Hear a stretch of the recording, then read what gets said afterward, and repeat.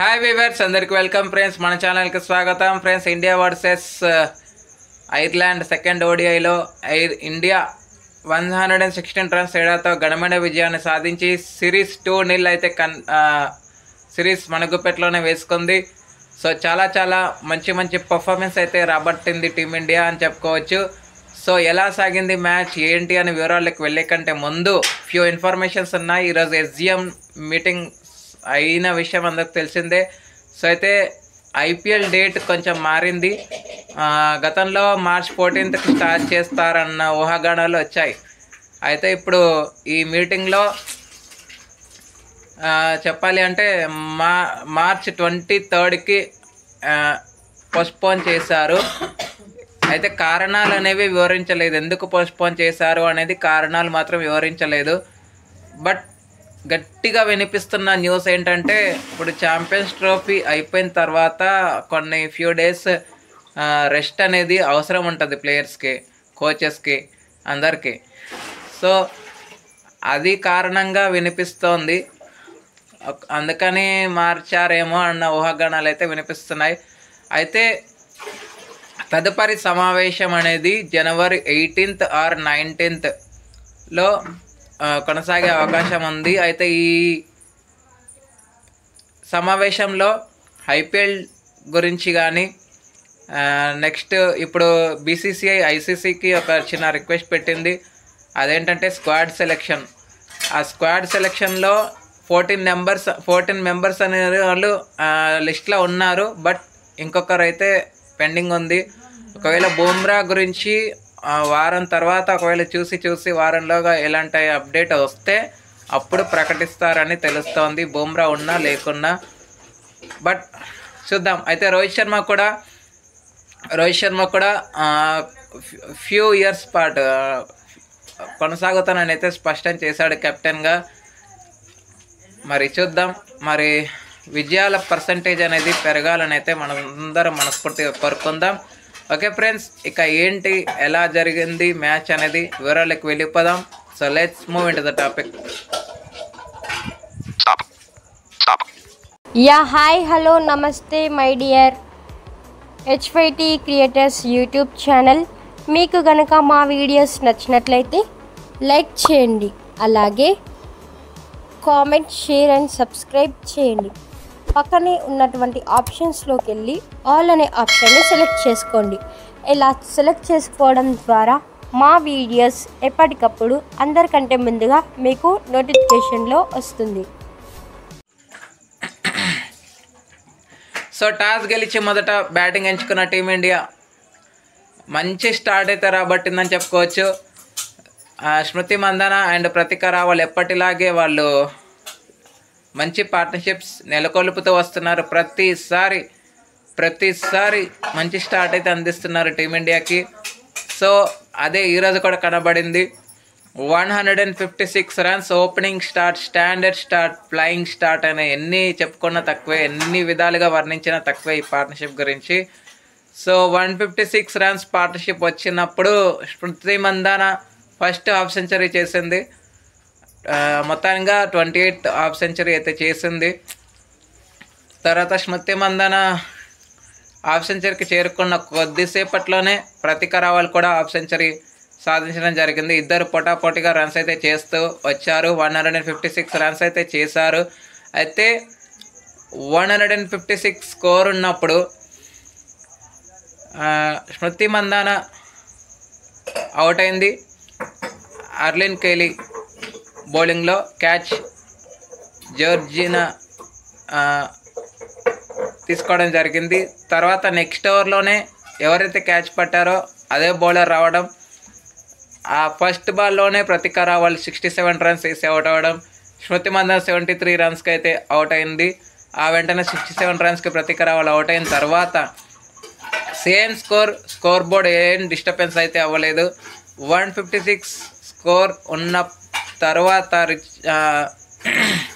Early లియోన్ and Jemimah Rodrigues ఇద్దరు కలిసి మంచి పార్ట్నర్షిప్ తెచ్చారు. ఎక్కడైతే మొమెంటం పోయిందో అదే మొమెంటంని క్యారీ ఫార్వర్డ్ చేశారు. ఫస్ట్ స్టడీ స్టార్ట్ అయితే వచ్చింది వీళ్ళిద్దరి మధ్య. తర్వాత హర్లీ లియోన్ బౌండరీల వరద పారించడం, ఆ కాన్ఫిడెన్స్ని జెమిమా రోడ్రిగ్స్కి క్యారీ ఫార్వర్డ్ చేయటం, ఇద్దరు చక్కగా కాంట్రిబ్యూషన్ అయితే దొరికింది, చక్కగా కాంట్రిబ్యూట్ చేసుకున్నారు. సో 183 రన్స్ పార్ట్నర్షిప్ నెలకొల్పారు ఇద్దరు కలిసి. అయితే హర్లీ లియోన్ మంచి హాఫ్ సెంచరీ చేసింది, ఆ వెంటనే జెమిమా రోడ్రిగ్స్ కూడా హాఫ్ సెంచరీ చేయడం జరిగింది. 339 స్కోర్ ఉన్నప్పుడు 339 స్కోర్ ఉన్నప్పుడు వికెట్ అయితే పడింది. ఎవరిది?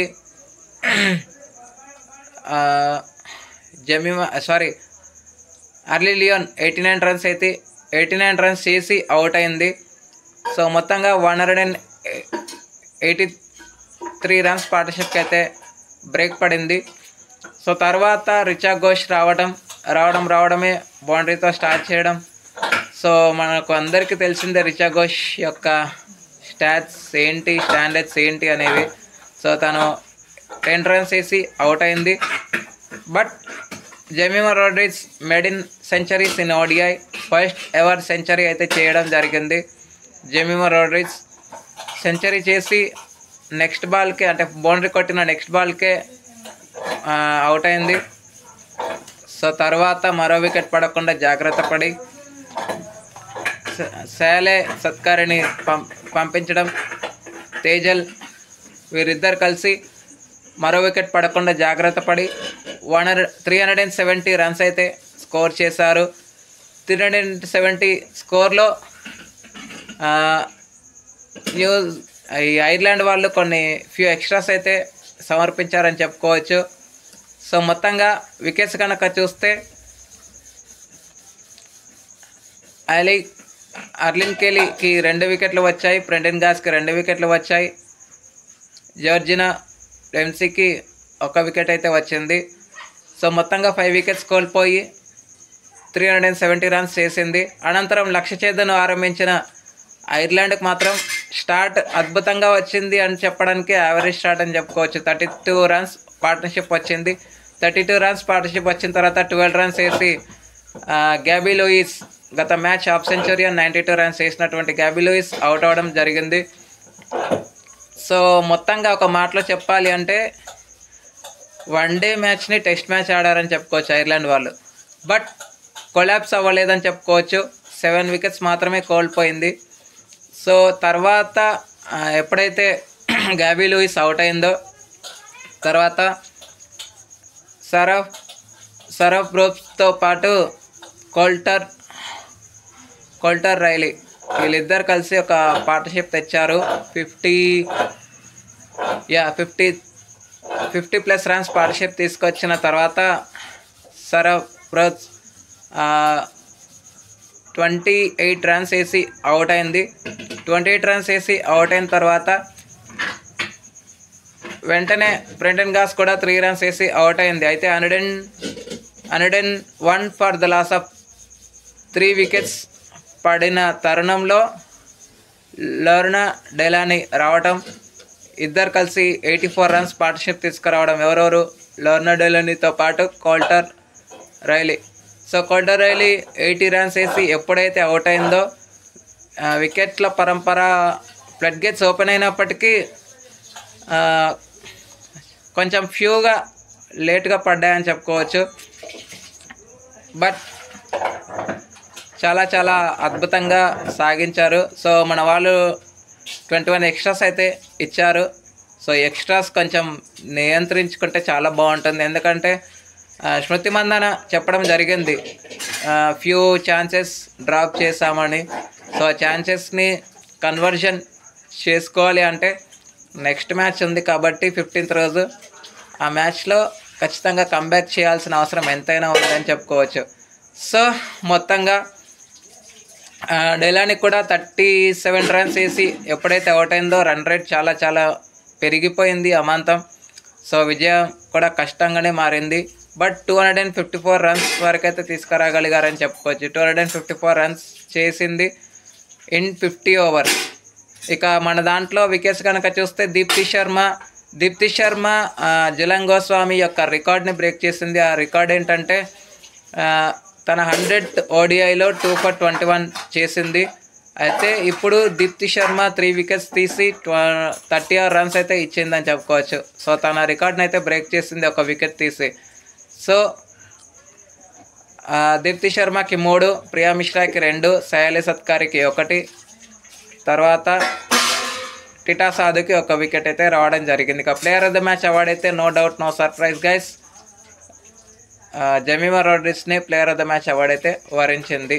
Okay friends, thank you. ఇలాంటి అప్డేట్స్ కోసం ఛానల్ని సబ్స్క్రైబ్, షేర్, లైక్, కమెంట్ చేయండి. మరొక అప్డేట్తో మీ ముందు ఉంటాను ఫ్రెండ్స్. అంతవరకు సెలవు, నమస్కారం.